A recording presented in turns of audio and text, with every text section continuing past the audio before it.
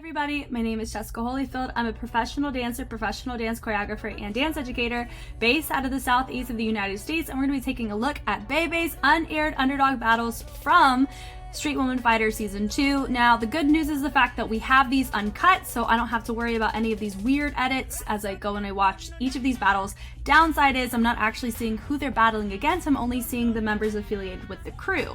So instead of just looking at it and being like, oh, so-and-so would have won, it's going to be easier for me to just look at the quality of movement that we're seeing and just kind of stacking it in regards to people that we've seen battle, how it would have fared, things like that. So let's go ahead and let's get into it.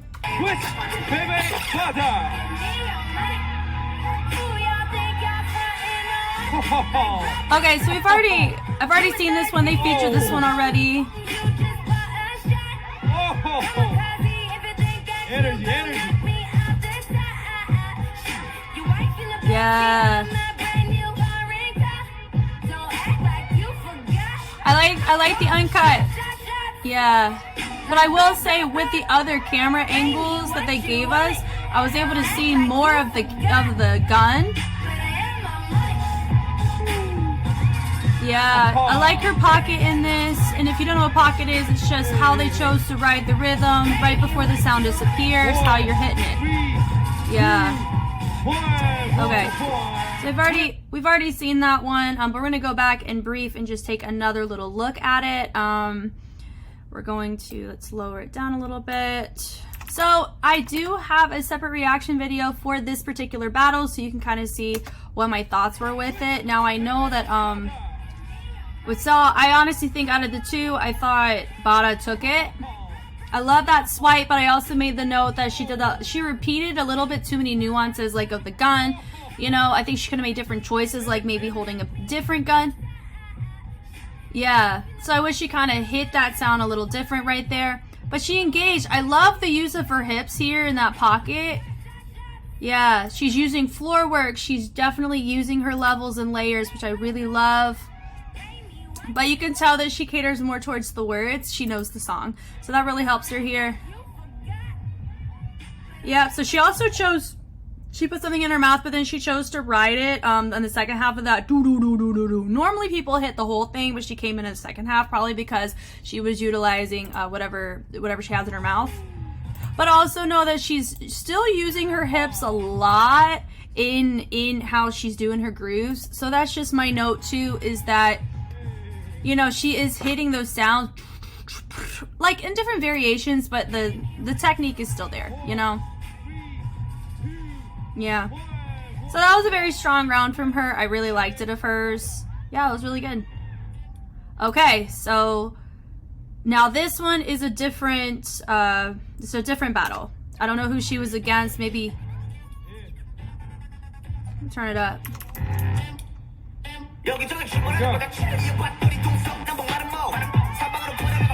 Oh, it's readily she's against because she did an Espa diss right there.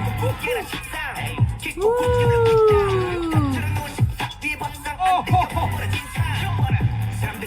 Yeah, I went. Oop, not gonna stop it. It's initial. We're gonna wait, and then I'm gonna go back and talk about it.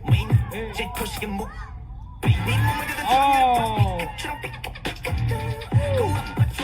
She's traveling side to side a lot, though. That's fun. I like that choice. Wow. Okay, so let's go back to it was against Redalik maybe, or somebody from Mana Queen. Reason why I feel that is because that very beginning thing she chose to do was from Espa, and I know that Redalik, isn't she like the creative director, right, for Espa? Y'all let me know. But bless it, I love how she set it up. That down, she went boom and she did nah. So that was a low-key diss. So I would say out of all the choreographers here that are known for choreography, I would say she probably has one of the strongest. I would say Subakil. I've only seen a couple from them though. I would say they also are very strong in the freestyle realm from who I have seen. But she actually has the best flow and transition as a choreographer to her freestyles. But I could be a mix of the songs she knows, you know. But how she's hitting those, she is traveling side to side a lot. So that would just be my note for her here. She is also doing a lot of ticking and a lot of staccato based textures and techniques. So I would also want her to kind of explore more for, instead of just going into those whenever you hear those timbre equivalences, when you hear those staccatos or you hear those really sharp sounds in your bass or in your trap, it's learning to interpret them differently, whether it's a different angle or it's a different direction versus the side to side with the typical arms and the chest and the hips. But she writes her grooves really well. It doesn't look like she's forcing it. I will say there's certain things that get lost, like in her transitions. You know, like when she goes, she hits, that was really nice. But how she transitions to her next thing, it kind of looks like she's barely finishing a move before she throws into something else. But, you know, she does have this also like marked groove, slimy kind of groove about her too, which really helps in this case. You know, because honestly, sometimes people, when they see somebody mark kind of grooves, you project or you assume that she has a particular groove set within that, or like you assume that she's more fluent in a groove than she could actually be. So it's low-key, it's a low-key bluff when you see people mark grooves. Like, this is a marked groove to me.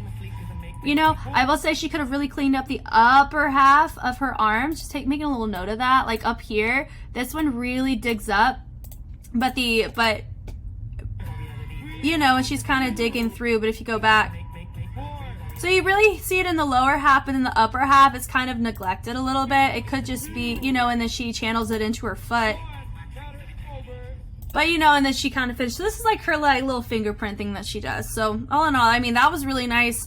I will say she didn't repeat as much as I was expecting. So that's a A+ for me. Let's see who else she battles. Okay, so this is Teto? If you wanted to. So, yeah. So she's setting it up, but she's taking. Woo! Okay, I think she could have finished out that groove a little bit. Wow! She really definitely has great flexibility that she can use in that. Great vibe, great presence. But she's already repeating. I really like that moment. Yeah. Oh, that threw her off, I bet you.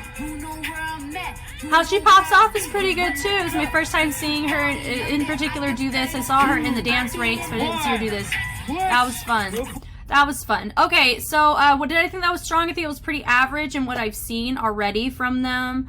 From her, I would say that she's way more predictable in what she chose to do in comparison to Bada. But how she sets it up was really good. I think her group hypes her well, which is fun. I love that. I love when her crew is very supportive. You know, she sets it up. Did she take a little too long personally? Yes. Sometimes when you're waiting for a part of the music to go, sometimes that may take a little bit too long for the amount of time that you're given. Because remember, you're only given 40 seconds to really show what you have. And very rarely, they really don't do as many rematches here like they did in season 1. So I think there's that to factor into as well. I love that. That was awesome. That's boom, boom, boom. I love the fan there. Shows off her flexibility. And it was memorable too because I know she was emulating or replicating it, right? But also too, when I see people do this kind of groove, for me, it's a eating up time when some people do that, because this pocket you see in so many dancers already. Like we've seen other people from Bebe do this pocket. I've seen, Readily did this with Mana Queen. Mina's done that pocket. So I feel like it's very predictable, and I will say she swings her arms a little too much. That was great. I love the jazz split there. I really wish though that she kind of wound it up and went into it a little bit faster or different, instead of doing the instead of doing the swing and the swing, because for me it felt like eating up time more so than intentional and purposeful. But that's just my little note. You know, she set it up, putting it behind. I think that did affect her. Ate up a little bit of time, but I like this. You know, but also know she's chilling a lot of her grooves in the center, but I really like, she's holding her own, no problem. She's hitting things in triplets too whenever she does stuff. She goes 1, 2, 3 and then comes out of it. That's what she did with the arm swings too. You know? Yeah, she does it in thirds or even in every other or two.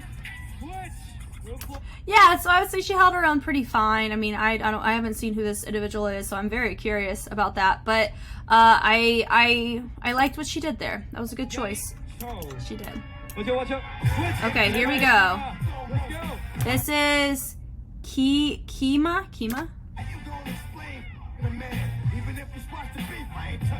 Okay, I've seen her battle briefly against somebody from Wolflow. She got some Running Man, some old school hip hop fundamentals in here.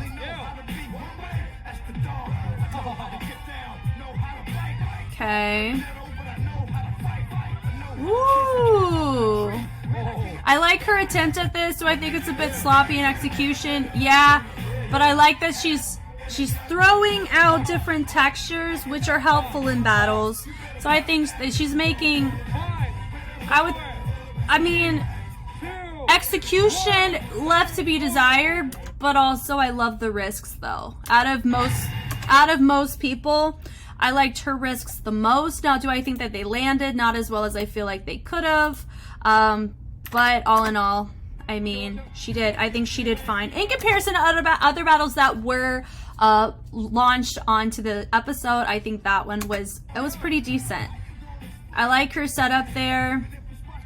It also had a bit of like a, what is it? How that setup, that groove is familiar to me. Like, I think I've seen it in one of BI's videos, but I know she wasn't affiliated with that. Or maybe she was, I don't know.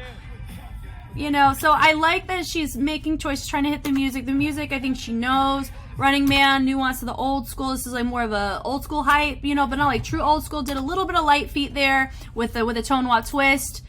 Digging, but notice that she's really pushing just movement, and so when she takes her breathers, I mean, they look cool, but even her breathers feel rushed, you know. Doing some crump pocket. So this is what I mean by a crump pocket. I think she does a better job than other people that have tried to do it.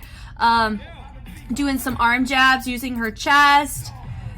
Yeah, and then she's kind of melting out of it, which is good. But also note, though, that people who aren't super familiar in a particular pocket are going to chill in the midline, is what I would call this, so like the middle ground, because it's safer there, not taking risks too low, too high. But she's facing her opponent most of the time, too. She's not really exploring. This was probably one of the first times she's exploring outside. But look how she's doing it. She's utilizing her legs a little bit more than she should.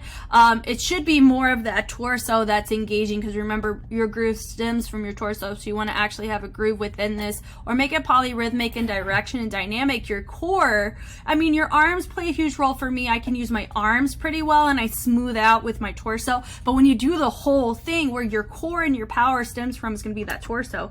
And your legs can make it look bigger, but I think it just looked too big. I love that. That was super fun, you know. I mean, then she goes into that. I would call that more of a crump pocket there. But even with her pas de bourrée there, I feel like she could have made a different choice in how she dipped through it. It just feels like she's keeping in the midline too much, you know, making angles that don't quite connect. Like, you want to make your stuff make sense. Do you know what I'm saying? So I feel like the connections of her techniques, like, she's trying, but it's not making as much sense as it could. You feel me? So I don't want to discredit that. Yeah, she's really making her right arm do most of the heavy lifting in that last little section. So watch. She really uses her right arm more. You know what I mean? So also for me, can show a limitation for her is she's not really fluent in engaging exploration of technique in both arms. So that would just be my note for that as well. Okay, I think we reacted to all of the unaired, but I feel like Bada's was aired. So technically I think there was only one Bada and maybe like 2 or 3 others out of that. So yeah, it was pretty good. Thank you guys so much for watching. I hope this was helpful in some way. I really enjoy watching battles. I really do, especially uncuts of anything, because I really feel like I get to see a full picture of something, and I feel better about analyzing it without having to assume as much. But I mean, I am sad that these aren't uncut battles where I get to see both of them like in season 1, but that's okay. Sometimes you pick your battles, right? No pun intended, but I really enjoyed watching these. And I'm excited to get into the other groups and just kind of see the connections, see what their vibe and overall aesthetic is as a group. So this was great, and I will catch you on the flip side. Bye!